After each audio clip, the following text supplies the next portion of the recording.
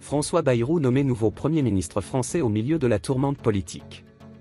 François Bayrou, figure politique centriste et allié du président Emmanuel Macron, a été nommé Premier ministre français. Cette décision intervient après qu'un vote historique de censure ait mis fin au gouvernement de la coalition minoritaire de droite dirigée par Michel Barnier.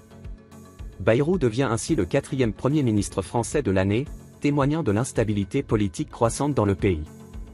Une tâche titanesque. Lors de la passation de pouvoir, Bayrou, âgé de 73 ans, a souligné l'ampleur des défis à venir, notamment la nécessité urgente de résoudre la crise de la dette publique et d'adopter un budget pour 2025.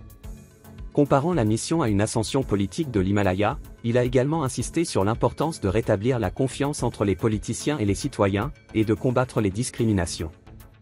Bayrou est un vétéran de la politique française. Leader du parti centriste MoDem, il est connu pour son ancrage dans le sud-ouest de la France. Ancien ministre de l'Éducation et maire de Pau, il est un proche de Macron depuis l'élection présidentielle de 2017. Parlement fragmenté et défis immédiats. La nomination de Bayrou intervient dans un contexte parlementaire explosif. Une alliance de gauche a obtenu le plus grand nombre de voix lors des élections anticipées, sans toutefois atteindre la majorité absolue. Le bloc centriste de Macron a subi des pertes significatives, mais demeure actif. Le Rassemblement national, extrême droite, a consolidé ses sièges, mais reste isolé par des alliances tactiques.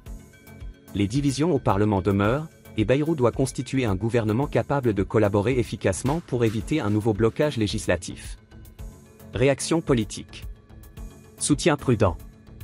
Gabriel Attal, ancien Premier ministre et chef actuel du parti présidentiel au Parlement, a salué les compétences de Bayrou en ces termes: il saura défendre l'intérêt national et construire la stabilité que les Français attendent.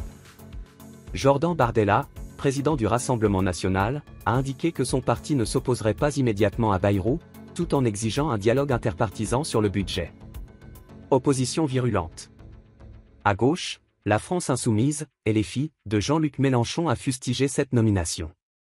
Manon Aubry a qualifié Bayrou de « continuité du macronisme », ignorant le message des élections anticipées. Mathilde Panot, chef de file de LFI à l'Assemblée, a confirmé qu'elle déposerait une motion de censure. Les socialistes ont posé des conditions pour éviter une opposition systématique, exigeant un engagement à ne pas gouverner par décret sans vote parlementaire.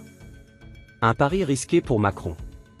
Bayrou, malgré son expérience, est une figure controversée. Il est critiqué par la gauche, qui y voit une prolongation des politiques de Macron. Il est mal perçu à droite, notamment par Nicolas Sarkozy, avec qui il a un long contentieux.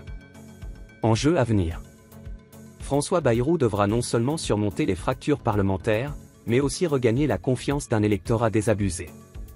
La capacité de son gouvernement à instaurer la stabilité déterminera non seulement son succès, mais également l'avenir de la présidence Macron.